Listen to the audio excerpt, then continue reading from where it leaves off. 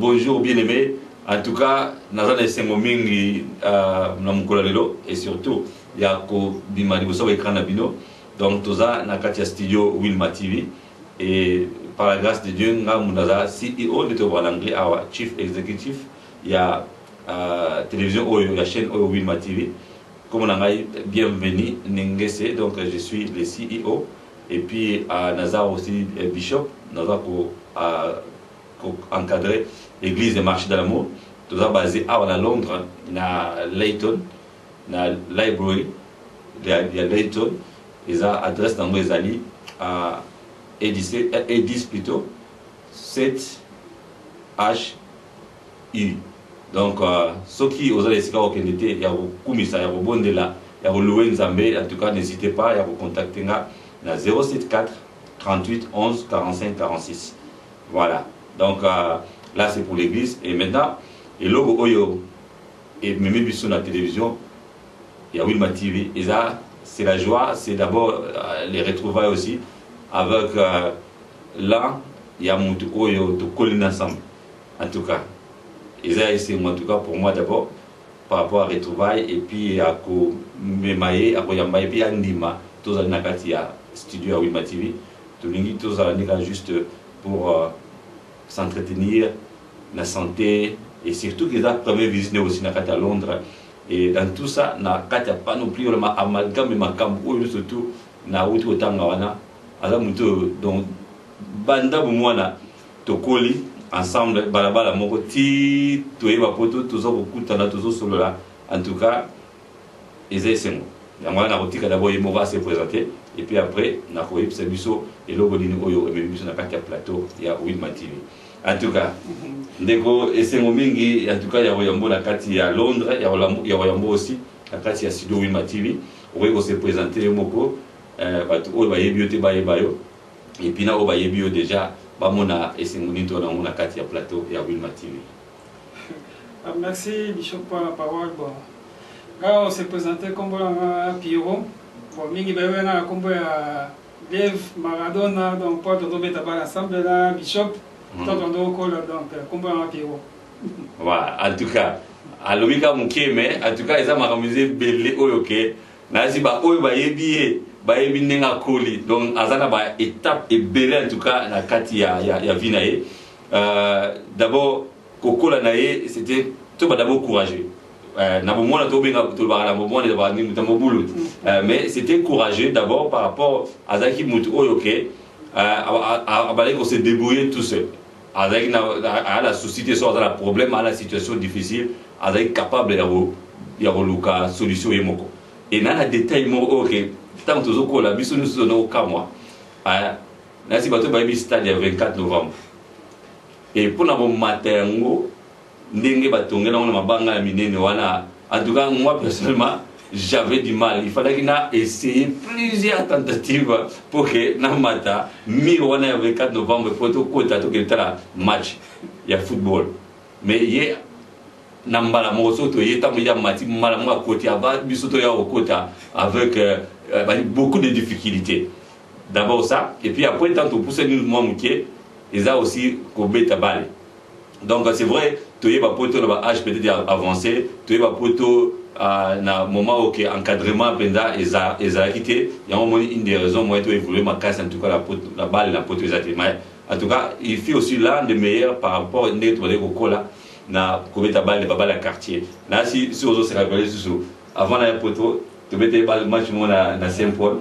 On a checké bimo à Koufra. Oui. En tout cas, paix à son âme, on sait pas si le pauvre Tati à Koufra. Oui, oui. Ouais. Donc, tu bêtis balle na chebi à Koufra et l'obinango na ju avion na epoto.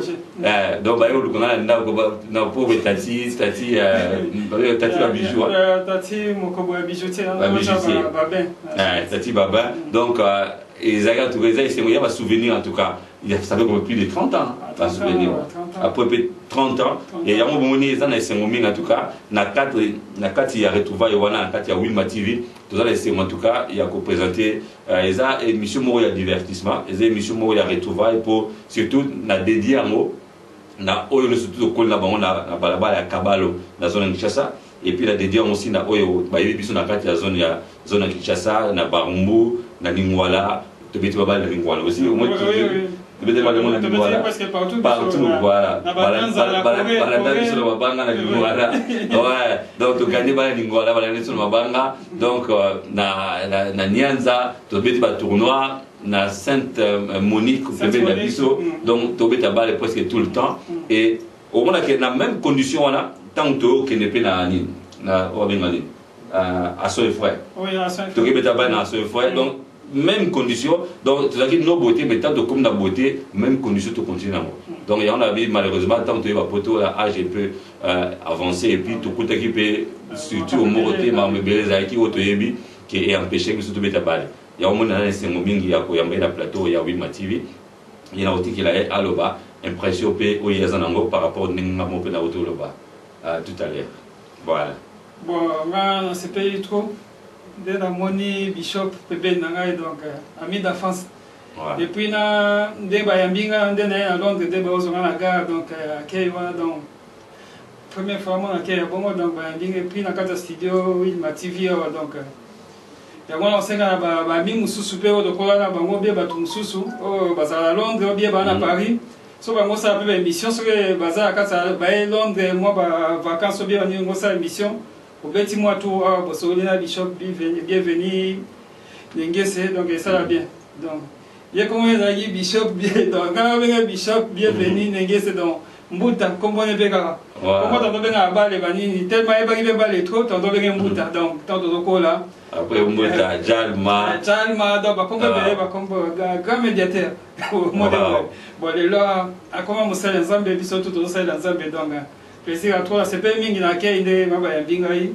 à partir de gare tinde to komia wa donc si la carte studio nde to zalia wa donc et ça c'est moi toi en tout cas marqué na vraiment donc à kei aboué donc voilà donc deko au moni vie les aramoko au moni ko garder ba bon souvenir les a bien les a c'est aussi un conseil na profiter na pesa biso c'est vrai tant ko to ba na mikire ko soit na ko bundeza na raté mais à un moment donné tant to ko là ko ba regarder ba bon souvenir il va revendre na batu et c'est très important et surtout sur beaucoup de temps en tout cas il faut qu'il va manifester amour voilà parce que amour le lo ba bina mokili le lo to va na dernier moment OK amour ils a sauté ba famille comme ko kabana ba couple ils ont se séparer facilement ba balani après 2 mois 3 mois même pas une année au moins la séparation oui kabani mais pourtant ba ina sengo ba sali ba fête ba sali ba cérémonie aminene ba dépenser ba mbongo ebele et surtout na poto awa cause ça les a facilité et aussi mbongo ebele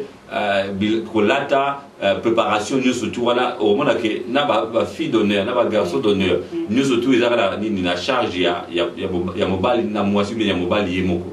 C'est vrai que ma famille est différente, ma famille ne participe pas activement, mais ma famille mine en tout cas va tirer la responsabilité de ma couple ou bien de marier mon co. Donc ils ont très important tout bah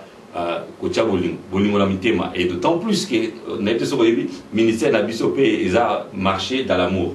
Donc tout le monde a toujours amour, tout le monde a servir Nzambe pour et le Nzambe donc on a Satan. Or Satan a installé le côté à copier Nzambe et puis aïe na mokili pour empêcher ba tu vas vivre gloire dans Nzambe. Ya monitoki oyebi en tout cas ndeko et logo oyo na ko ba no mbala mo siko que no Satan za na côté amour. Si tu es d'accord avec moi, Satan n'a jamais été muntu oyo azara na amour na motema na ye. Batu azala mawati azala muti batu ko entre guillemets bazor magie ou basala ba sorcellerie da ba science occulte ba mona comme si que non diable alingi ba moté parce que azo même bango tout droit à la perdition ba am na bango egoza na lifelo un jour yango moni que non mutu za ko na magie mutu ko na ba science occulte aza aveuglé croyant que et c'est moi les éphémères croyant que gloire ou APC wana na domaine où a excellé à kokenango musikate pourquoi parce que le diable a la besoin que a zo amnae amemango pour éviter nzela les a tout droit en enfer. Voilà. Donc c'était une émission improvisée, c'était une émission de retrouvailles. Donc Toyambi de Golabiso a ami d'enfance et puis à un ami et nous sommes tous des amis mais et ça la particularité mususu oyo ke na toza ngona esengo na kata communauté na biso na kata quartier na biso depuis que ye na neve nanga koko baza o benga ba inséparable donc baza bato ba koli banda bo mwana ti ba koli na ite so baswana na ite so ba koko boswana donc baza bato ke ba kabona te baza toujours les démoniques quand na ba groupe ezala kana quartier boye bani bozara bien mais na moko boza vraiment close ya omoni ezape eboti famille et il y a aussi quelque chose aussi au la Koloba parce que na na semu grand frère nae ya seba oyo ke aza muto banda da to koliti lelo to tika jamais pe koswana et c'est quelqu'un qui m'aime beaucoup, je l'aime beaucoup aussi. Aza muto wane ko coiffinga, aza muto wane ko conseiller et puis on est toujours en bon terme et c'est un aussi il y a muto oyo Nzamba permettre qui a représenté aussi lors n'est-ce pas il y a mariage nanga donc c'est quelque chose de merveilleux. Donc c'est vraiment une famille. Et à mon moment, on a partagé Nabino. Et c'est locaux que tout minimiser, c'est l'amour.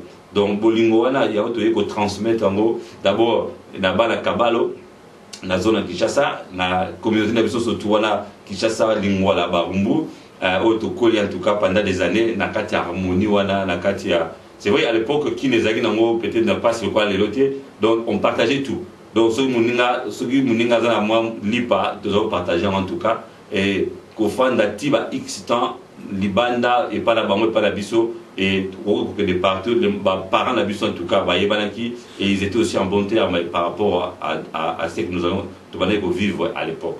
Donc c'est un concert aussi OK nous embrasse la grâce na ndeko mususu so beaucoup tani na retrouvailles boye ba ko partager Joanna parce que visa ramoko pour ndenge tozo solo la boye ndenge to aussi lisa awa et ko zonga ka lisusu te donc minute wana ba moment oyo tozo partager na ye et ko zonga lisusu te donc c'est quelque chose de merveilleux oyo ki na kaboli sengo wana et puis to dédier émission oyo na bandeko nyonso ba yebi biso et puis na ba yebi biso te ba découvrir biso en tout cas boza na sengo na mitema boza na bolingo po bolingo de kinyoso nyonso oleka me bolingo oleka te voilà yango na éviter ceux qui aux la dédicace on peut ça va mbote comme ça bande ko balanda yo voilà moi peut ça va mbote na bana ngai Victoria na Ephraim na mwasi na tanti et puis na pasteur na ngai pasteur Barthélemy na mwasi na Amerika dans la personne va mbote mingi bino pende botambola mingi un jour so boye Londres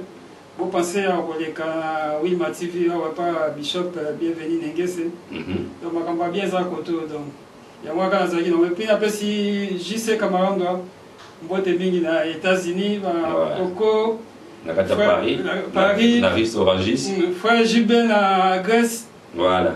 Gilbert Massis.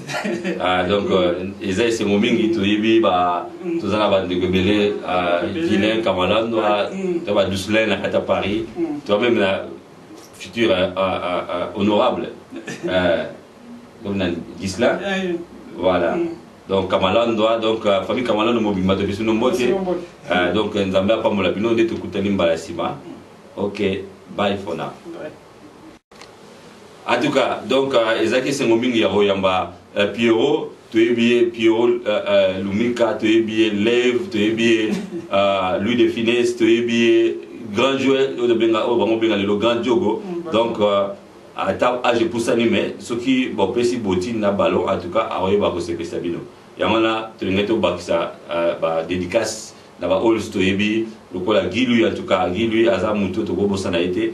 Aza muto aza buboto na kati ya communauté na biso na kati ya quartier et abosa na biso te apesa biso ba mota na musika donc tozala ba Flore Kamalanda tozala ba tebele nit na coin ya Kabalo plateau toi Edo voilà Edo Jean-Marie donc nasi bolanda moi extrait oyo en tout cas eza esengomingi ya okuta na Pierrot uyamba na kati ya mboka Londres.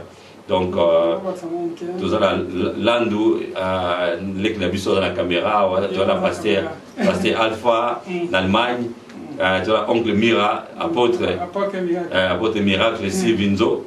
Donc, c'est quelqu'un que j'aime beaucoup aussi. La maman Élysée. Voilà. Donc, c'est une joie que nous sommes en train de partager avec vous. Que nous avons vraiment à Pambola Bino et puis à Pambola Moma Oyo. Et c'est Oyo, juste de partager l'émission. to transmettre un peu la binopé au boutique à Oula. Et tout ça, vous allez nous savoir tout ça.